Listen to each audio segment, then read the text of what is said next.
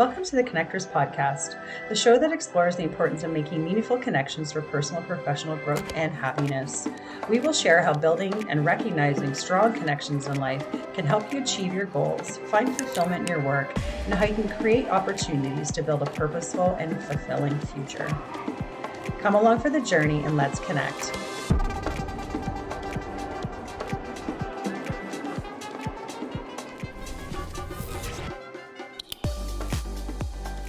Hello. Hi. Hi. How you doing? Oh, Good today. good. So welcome to the Connectors. We are starting a new little series of topics that Quinten and I will release every other episode in between guest episodes. So the idea is that we hope to hear from you, our listeners, and if there's topics you'd like us to discuss, please bring them forth, and we'd love to get you involved in this part of the experiment. And if not, we're going to come up with our own topics. So it's just to see what happens, and we'd love to hear your feedback as we try this new little experiment. Totally. And as a call out for topics, we're also going to share some of our thoughts and ideas in polls, and the polls are going to guide where we should be pointing ourselves for topics as well. So engage with us in any way that you feel like. We'd love to hear from you.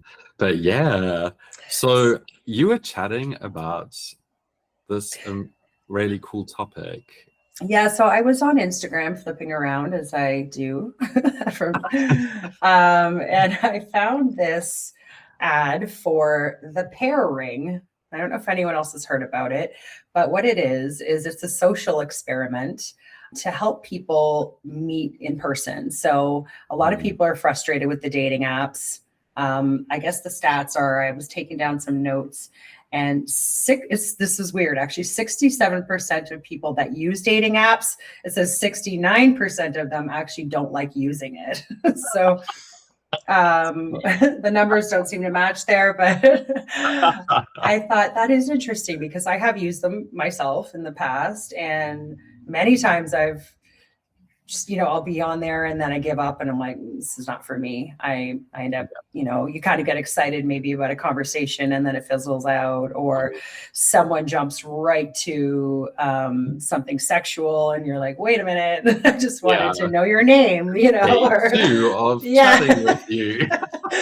And you're like, no, thanks. I think there's a bit of that mentality still out there that dating apps are ways to hook up, not necessarily to have a relationship. I mean, as a gay person on gay apps, that's all they seem to be for. Yeah, and I wanted to ask you this. One-sided on the gay app. Yeah. Okay. I had to delete them during the pandemic. I deleted them for 2 years, and it was amazing because I just did lots of other things, And but yeah, downloading them again, people haven't really changed. It's still all. Yeah, and that's what I noticed when I took a break and went back to it. I thought, okay, maybe my mindset's a little bit different this time. I'll go into it with less expectation. I'll try some different photos and a little bit different of a profile, see if that somehow attracts a different group of people. No. For the social experiment side of it, for me, was a fail. I just didn't feel like I love to meet people in the world, and I actually feel like I present my best self when I'm in person. So I could, so now fast forward to this Pear ring idea. What it is there's, I think it says it's $35 and you get 3 sizes of rings, and it's green for turquoise green for straight people. And then the purple is LGBTQ. And the idea is that you wear the ring. Anyone else who's purchased this ring and is wearing it out in the world, if you see somebody else in a public environment and they're wearing that ring, it's that open opportunity to be like, oh, hey, they have the green ring on. I am going to walk over and just say hello. Right.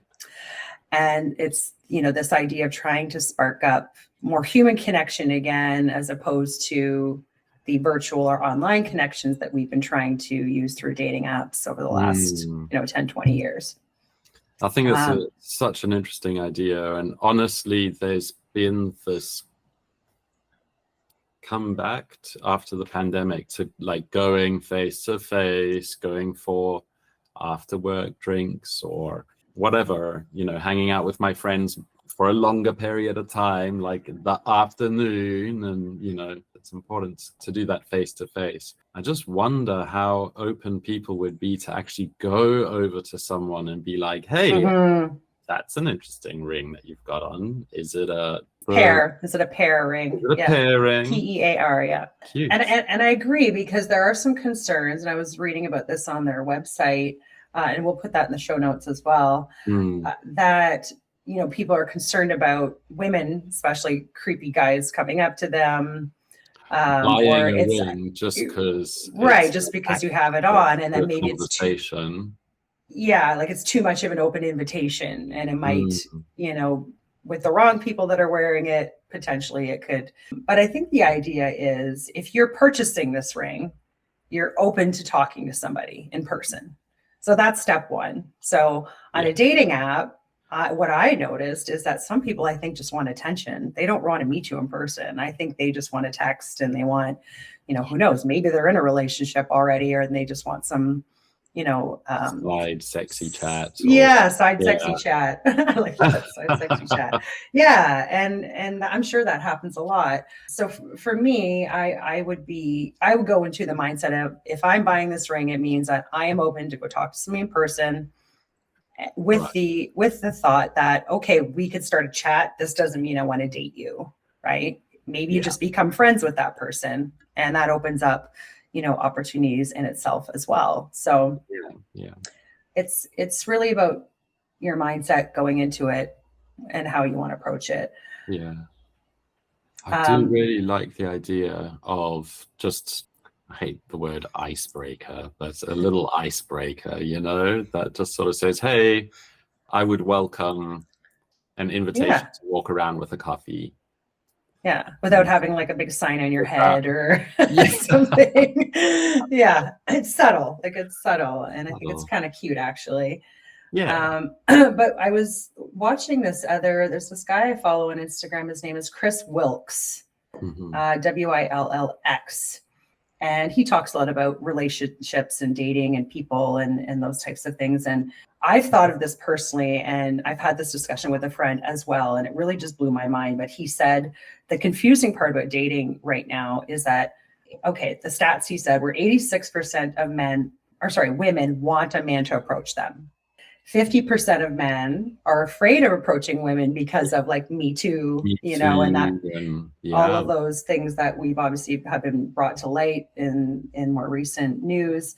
And so they're afraid of approaching women, that it's going to come across as creepy or a harassment or whatever. 20% of Gen Z says they're worried about the harassment factor. Wow. And then 35% of people said they've gone on fewer dates because of inflation. So there's all these polarizations and this confusing information. And so now we have men who are supposed to be the ones that initiate and the hunters, and by nature, they are the ones that are more the chasers than women are. But then women are now afraid, and men are now afraid of going after women in terms of them rejecting them or saying, you know, fuck off because you're harassing me or whatever it might be. So how do people actually, that leaves a very small percentage of people that think differently than this, right? I mean, to be honest, I'm surprised that it was only 50% of men who said that they were concerned about approaching a woman. I thought it would be higher. Me too. Yeah. Because I think that like I don't even approach women, but it's more of the thing that I'm 6'3" and people just get out my way because they see me as like this big guy coming down the sidewalk. Right. You know what's funny though? I always find tall guys, there's something to me that's approachable about tall guys. Like, I find them they seem very protective and sort of like a big sturdy tree, you know, like that's the way I look at tall guys. Yeah. No, that doesn't mean they're all nice, but people say I give hugs. I love that. I get that Yeah. too. I can't wait till we can hug in person. Yes. Yeah. I was sending an email to Cedar, the recording studio, to set up our Oh, recording. Yay! oh, perfect. Oh, Yeah. okay. I'm so excited for that. So, Super fun. for our listeners that don't know, Quinten and I have never met in person. We've done all of this work virtually. He is in Montreal, Quebec, and I am in London, Ontario. And in September, we are going to be meeting in person and spending some time on a weekend. And we're going to do recording in a studio. So please stay tuned for that because we are pumped. Yeah. It's going to be hilarious. Mhm. It's going to be Yeah. so fun.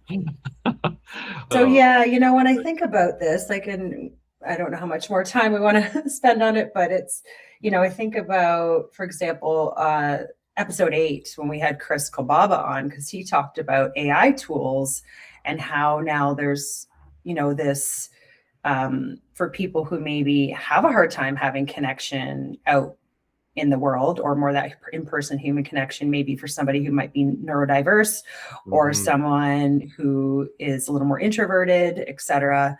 How do they connect? And so an AI type simulation of a woman or a man or whomever you're interested in could be an AI persona, right? Yeah. And someone might just be fine with that, Yeah. Personally, it might satisfy a need that they have that doesn't fit their kind of the regular, the norm, and then I think of our episode with Pete Bombachi and, his whole social experiment in terms of social health and connecting people in person and talking to strangers and reaching out has that very opposite feel to it, so yeah. I think what it's showing is there's a lot of options in our world right now where people can connect. There's lots of different ways for different types of people, what you're comfortable with. And I think you just have to be open and look for those opportunities in those different avenues. Mm-hmm. Absolutely. I also think of Michelle Bolton, another one of our guests, who is trying things that she's never tried before. She was talking about it with us in the episode and how she's connecting and trying to bring her product, My 911, to the whole of North America. Like she's taking big steps, big leaps, get out there and move beyond the face-to-face conversation and instead like work with the departments, the crowds, the hospitals. It's amazing. It really is. Yeah, it truly is. And I think the lesson for me when I think about all this information is it just highlights that how different we all are and how the environment that we are in, we need to be understanding, I think, of each other first, a little bit more understanding of each other and what our needs are, what we're looking for, how we communicate. And not everybody is the same. So there are all these different platforms and different ways of connecting for all those different types of people and in the way that we're comfortable in doing so. Thank goodness for technology. Yeah. So I'd love to know our audience's thoughts on this topic.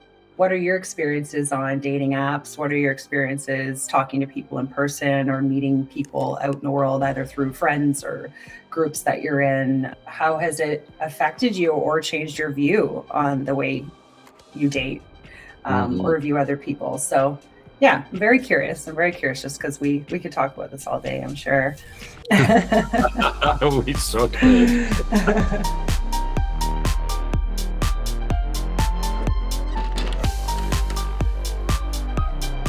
If you've got a story inside of you, consider pitching it to us, the Connectors. Get in touch with us on any of our social media platforms and either Joe or myself, Quinten, will get back to you. So come join us on the show and let's connect.